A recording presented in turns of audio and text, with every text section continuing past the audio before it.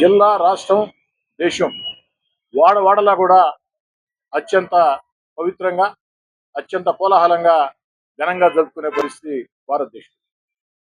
ఆనాడు స్వాతంత్ర సమర సంగ్రామంలో కూడా ఆ గణేష్ ఉత్సవాలు జాతీయ ఉద్యమానికి బలం చేకూర్చాయి.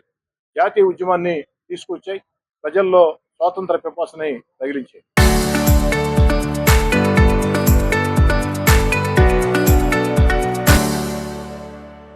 అలాంటి గణేష్ ఉత్సవాలు నెల్లూరు నగరంలో సింహపురి గణేష్ ఉత్సవ సమితి ఆధ్వర్యంలో అనేక సంవత్సరాలుగా అంగరంగ వైభవంగా జరుగుతున్నాయి. ప్రతి సంవత్సరం కూడా ఆ యొక్క మెరుగైనటువంటి సౌకర్యాలు కల్పిస్తూ అనేక మంది ప్రజాప్రతినిధులు, అదేవిధంగా మంత్రులు, అధికారులందరూ కూడా సహకరిస్తూ వచ్చారు. అదేవిధంగా గతంలో నెల్లూరు రూరల్ నియోజకవర్గంలో ఇరుగాళమ్మ పాదాల చెంత గణేష్ ఘాట్ను కూడా మనం ఏర్పాటు చేసుకోవడం జరిగింది. ఆ తర్వాత గణేష్ ఘాట్ ఏర్పాటు చేయక ముందు ఆ యొక్క పెన్నా బ్యారేజ్లో మనం ఈ యొక్క ఉత్సవాలు చేసుకుంటూ ఉన్నాం. గణేష్ ఘాట్ ఏర్పాటు చేసిన తర్వాత అటు పెన్నా బ్యారేజ్లో కొన్ని, గణేష్ ఘాట్లో కొన్ని విగ్రహాలని నిమజ్జనం చేస్తూ వచ్చాం. గణేష్ ఘాట్లో అత్యంత వైభవంతంగా జరుగుతున్నాయి. ఏదైతే ఎన్టీఆర్ నెక్లెస్ రోడ్ గణేష్ ఘాట్లో అత్యంత వైభవంతంగా జరుగుతున్నాయి. కానీ ఈసారి కొన్ని ప్రత్యేక పరిస్థితులు దృష్టిలో పెట్టుకుని, ఎందుకంటే ప్రతిసారి కూడా ఒక దగ్గర సమస్య వస్తుంది. విగ్రహాలు మునిగే కాడ ఆ యొక్క నీళ్ల ఎత్తు గురించి సమన్వయమైనటువంటి అవకాశం లేకుండా, ముందు చూపు లేకుండా ఎక్కడికక్కడ నిర్ణయాలు తీసుకోవడంతో ఆ ఒక్క సమస్య వస్తుంది.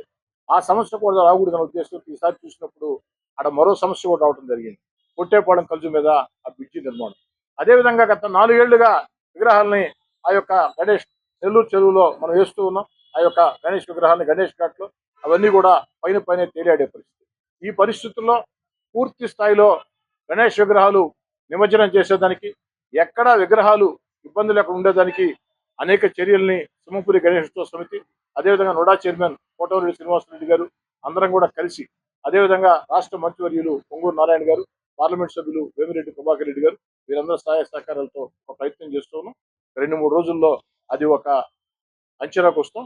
ఈ 2-3 రోజుల్లో సాధ్యమయ్యే పరిస్థితి ఉంటే ఇక్కడే గణేష్ నిమజ్జనాన్ని చేయటం, ఇక్కడ ఆ నీళ్ల ఎత్తు వల్ల సాధ్యం కాని పరిస్థితి ఉంటే ఇళ్లలో పెట్టే చిన్న చిన్న విగ్రహాలని ఇక్కడ నిమజ్జనం చేసే విధంగా, మిగతా పెద్ద విగ్రహాలని పెన్నా బ్యారేజ్ చేసే విధంగా ఎలా చేయాలన్నది సింహపురి గణేష్ ఉత్సవ సమితితో మాట్లాడి సాధ్యాసాధ్యాలు పరిశీలించి నిర్ణయం తీసుకోవడం జరుగుతుంది. ఏది ఏమైనా అది పెన్నా బ్యారేజా, గణేష్ ఘాట పక్కన పెడితే గణేష్ నిమజ్జనానికి సంబంధించి ఎలాంటి ఇబ్బందులు తలెత్తకుండా, ఎలాంటి అసౌకర్యం కలగకుండా పూర్తి స్థాయిలో ఆ గణేష్ భక్తులకి అండగా ఉండాల్సిన బాధ్యత, వారికి కావాల్సిన ఏర్పాటు చేయాల్సిన బాధ్యత జిల్లా అధికార యంత్రాంగం మీద ఉంది. ప్రజాప్రతినిధిగా మా మీద ఉంది. మేమందరం కూడా దానికి సిద్ధంగా ఉన్నాం. సింహపురి గణేష్ ఉత్సవ సమితి సూచనలతో దీన్ని భవిష్యత్తులో ఇంకా కూడా ముందుకు తీసుకుని పోతాం.